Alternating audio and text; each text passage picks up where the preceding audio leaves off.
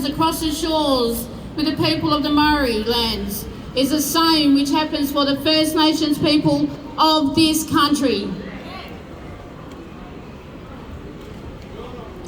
Colonisation in every corner of the world has followed some and same devastating blueprints.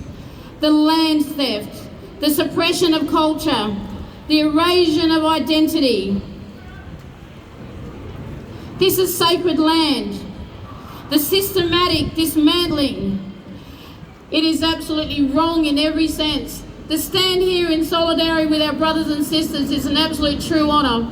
And I've been watching everything across the social media about the strength, about the rallies, about the protests, and how the people stood strong in Parliament House. That actually brought tears to my eyes to see so much strength, love, solidarity, and a push back on what is right. In Australia, Aboriginal people suffered similar fates. Our lands were stolen without treaty or consent. Languages were silenced, and children were taken from their families in what we know now as the stolen generation.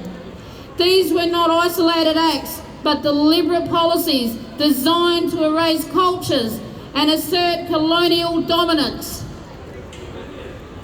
The impacts of these policies are evident today. The high rates of poverty, incarceration, the intergenerational trauma, the mere fact over here in Australia that suicides has gone from 1 in 23 down to 1 in 16, making it the leading cause of death for our people across the country. Shame on this government and shame on what's happening over your way.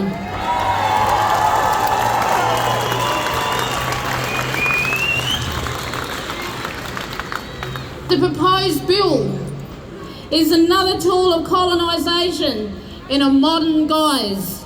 It undermines Eufaula's self-determination and denies the promises of the treaty.